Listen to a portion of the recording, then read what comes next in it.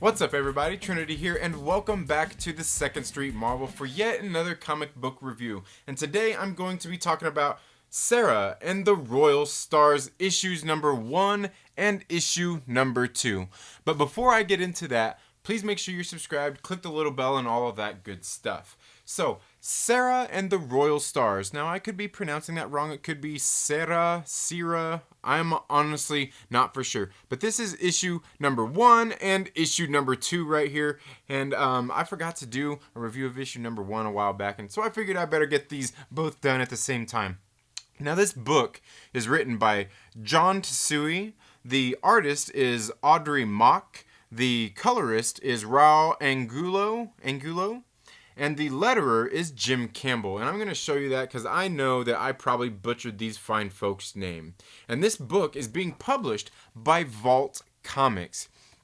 So this story, as you can see, it's somewhat, it's kind of like takes place in like I would say, I don't know, maybe like the Middle East, I would say. And it is somewhat of a medieval tale. And basically what we find in issue 1 is Sera, I'm not for sure which it is the leader of her army there in her kingdom of in Parsa. And we see that they are engaged in a battle, and all of a sudden she's whisked away into kind of like a mystical world. And what we find out is that she faints, but she is visited by Mitra, who is what they're calling the Royal Stars. And what basically Mitra sets her upon a mission that she has to go out and help set the Royal Stars free, who were basically bound to Earth. Kind of against their will, and they can't return to the sky. Now, what's been going on in Parsa here exactly is there's been an ongoing civil war, and basically a lot of people, you know, they're reaching the heights of famine. People are hungry, people are starved, people are starting to die, and this country is definitely at war. And what we see here through the story is that Sera, she's being called upon by Mitra to go out on this mission, just like her mother before her. And we can see through the course of this first book that this happened to her mother. Her father was pretty much against it. He didn't want to hear any of this kind of madness. But Sera has she's pretty headstrong, as she is the leader of her armies, and that's one of the reasons that he didn't want to let her go out on this mission. And now, when she was visited by Mitra, basically her heart was replaced by this jewel. And you know exactly what that jewel does, we're going to probably learn about in a future issue. So in this first issue, she does set out to go upon this mission, and she ends up coming across basically one of the Royal Stars. And that's where issue number 1 leaves off. She comes across one of the Royal Stars and basically helps free him, so he can gain some strength and hopefully return to the skies, and to help change the seasons, as they're not changing due to these Royal Stars basically being held in bondage. Now, in issue number 2, kind of picks up exactly where issue number 1 left off. We can see that she's still out on her mission. She teams up with the Bull, or the Eye of the Bull is who this is that she freed in the first issue, and they set out to obviously to go set out and free all of the Royal Stars, because there are plenty of them in bondage. We see that she returns to her homeland, which has basically, you know, since she's been gone, has been overrun and taken over by her uncle. And her uncle has basically enslaved her sister and her father, you know, the people who were in power before he took over, and she went on her mission. So she returns to see her uncle on the throne, and you know he's basically demanding things out of her, basically for her to serve him, which she don't want to do. And we can see that, like I said, her family is imprisoned, but he's not being mean or cruel to them. He's just basically got them imprisoned. So, you know, there's no kind of uprisings or anything like that. You know how all that kind of stuff goes. So she goes there to confront her uncle, to ask them to let her family go, to which he refuses. But somewhere along the lines, they actually picked up another another one of the royal stars, I believe, is who this second person that she picked up along her way home. But how she picked that person up is, I'm going to leave that open for you guys to figure out in case you guys are interested in reading these. But basically what it comes down to is her family's being enslaved by her uncle, and she wants to go and set these royal stars free, because with these royal stars being in bondage, they can't, the seasons can't change without them being free. So they are, and basically what I'm getting out of is that these royal stars are basically the people who represent the constellations in our skies.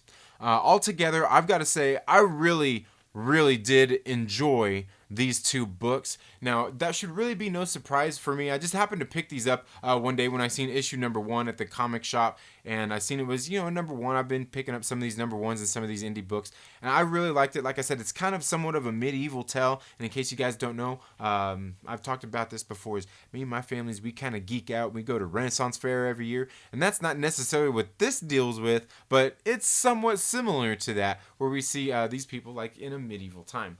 But I really did enjoy it. We can see here that obviously it takes place in like the Middle East, seemingly, and that there is a female lead character in here. We see that this character is really strong. She's the leader of her people, and she's going out on this mission, the same mission that her mother was set upon when she was still alive. As we can see that her mother is no longer around.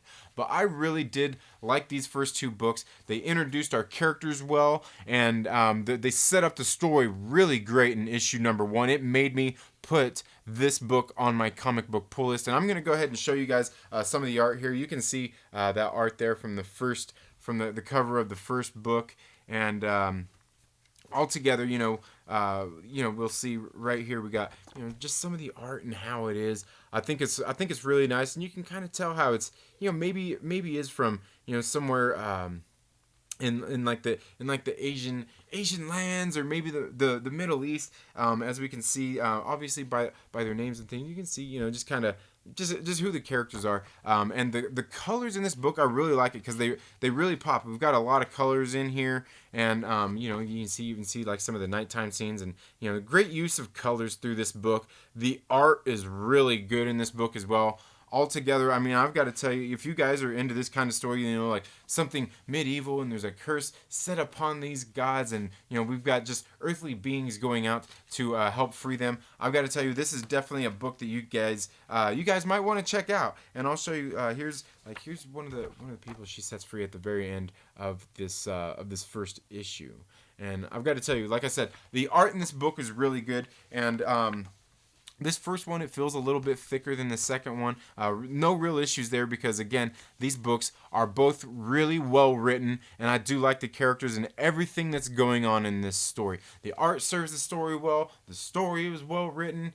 And I gotta tell you guys, I like this. This is being published by Vault Comics, like I said, and maybe one of these days I need to do a spotlight on Vault Comics, do a video on them, because I haven't read a title yet out of Vault Comics that I didn't like. They are a small publisher that just started publishing books back in 2016, so they're a smaller family-owned company here, and they're out there doing their thing, and I really like what they've got going on here. And that's kind of the mission of Vault Comics, is to, since they don't have all the superheroes, they're just trying to write good characters and good stories, and that's something I definitely want to see more of, and something I've noticed in all of the Vault Comics, how they've done a really good job introducing all of these different characters in their books, and the storytelling is phenomenal. I can't say enough good things about Vault Comics, and I'm going to save more of that for another video. But that's all I have for this video today, folks. Let me know down in the comments below, have you read Sera and the Royal Stars? If so, what did you think about it?